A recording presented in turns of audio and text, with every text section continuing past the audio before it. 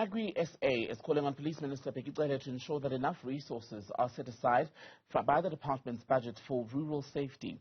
The rural safety strategy is key, farmers are saying, to ensuring that they, their staff and livestock, for instance, are protected. It's in response to the police budget vote in Parliament yesterday. Let's get the view now of Uys Van Der Westhuijzen, who's with AgriSA's Centre of Excellence for Rural Safety. A very good evening to you, sir. Grateful for your time tonight. Talk to us about the implementation of the rural safety strategy, because conversations about that have been going on for quite a while now. Is anything happening? Has there been any improvement? Sadly, no. There's not a lot of improvement. And this budget vote, we were eagerly awaiting and wanted to hear what the minister had to say about this new national rural safety strategy. And the reason for that is that this budget vote was the first one that was held after that successful hosting of the rural safety seminar over the period of 27th to 28th of June. But what is for us really, sadly, the minister did not even speak about rural safety. He didn't speak about rural communities.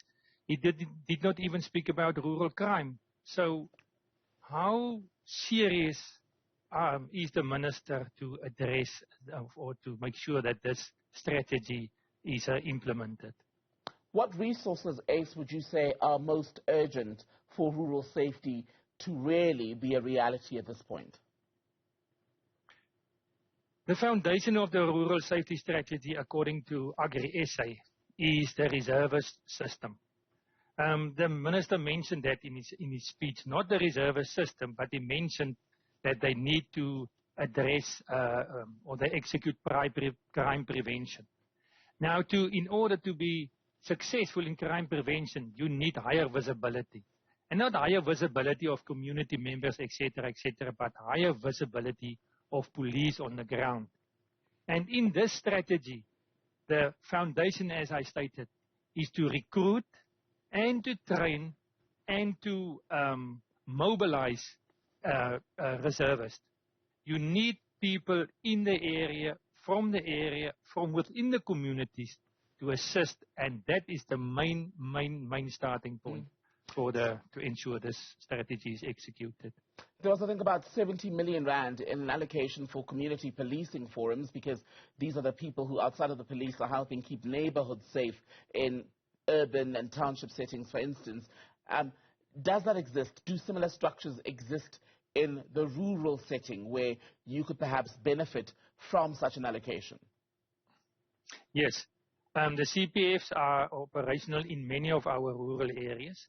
In some areas it's working very well, in other areas it's not that well established, but it's really a very, very good tool that was, or let's say, organization for oversight and to make sure that the neighborhood watchers and the farm watchers can execute their task in cooperation with the police. We fully support our neighborhood and farm watchers to support the CPF.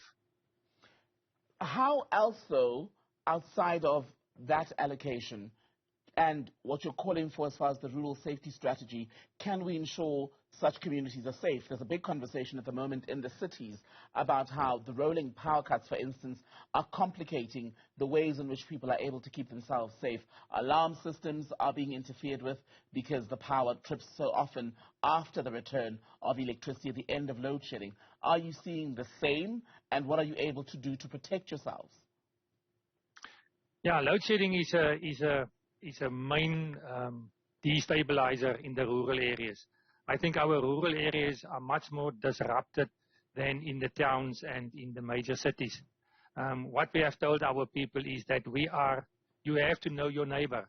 Whether you're living in a small rural settlement or on a farm, you have to know your neighbors. You have to have contingency plans in place, and then you need to make sure that you've got some type of communication, that even though when the power goes down, that you are able to still utilize that communication, that if there's a crisis, that you can make contact with your neighbors.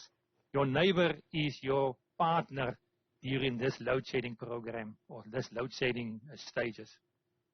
Uys Van Der Westhuijzen with AgriSA Centre of Excellence for Rural Safety. Good to speak to you tonight.